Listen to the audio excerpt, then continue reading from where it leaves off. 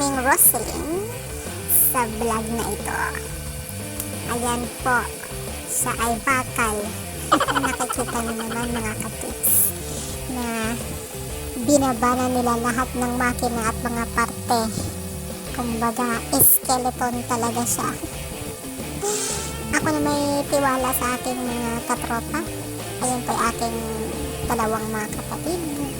At nagbaba nga po kami ng motor. Nire-assemble. At syempre, pinantirahan na rin lahat na ng parts ay chinek ng ating mekaniko. Sa bahay lang po yan ginawa gabi-gabi. Mga higit isang buwan po nila yung talagang pinagpuyatan. At eto na nga, nabubuo na ulit.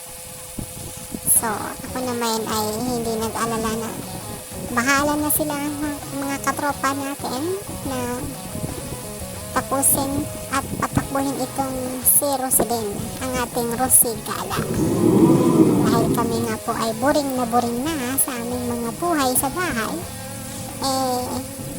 maganda na mayroon kami pinagkakaabalahan at kami ay galang-gala na. Kaya naman dumating si Roselyn sa aming buhay. At ito nga ang panimula ng aming paggagalak.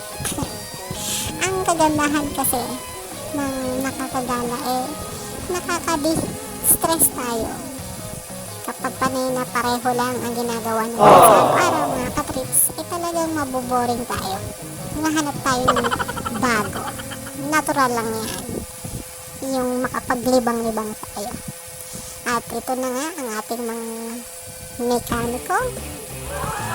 Sa tulong din po ng pagsasearch sa internet, kapag po meron silang figure out na hindi gumana sa susunod na araw na titingnan nila ang mga parts, kalkurador, yung linya ng kuryente, yung pailaw, ay sinesearch po nila yan sa internet.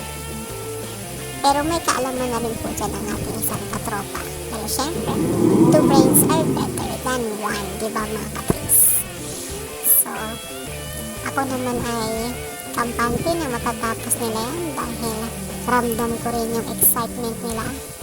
Dahil, eto nga, magkakaroon na kami ng gala body.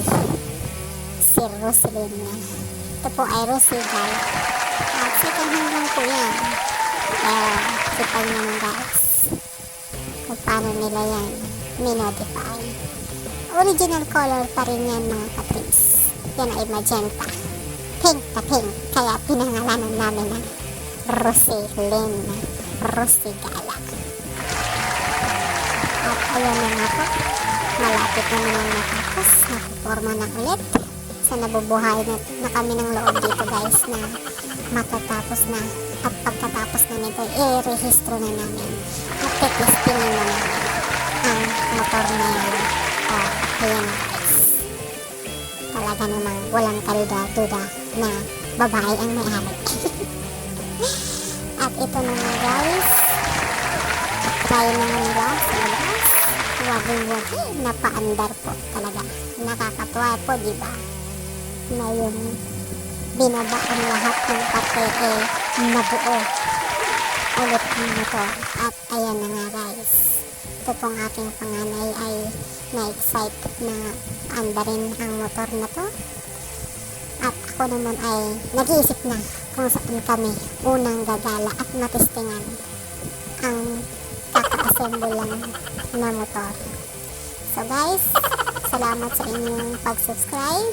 Manood po kayo ng aming mga vlogs for more uploads and content.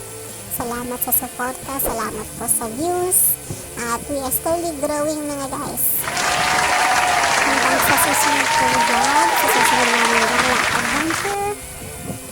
Dito lang po sa Emmy Trips.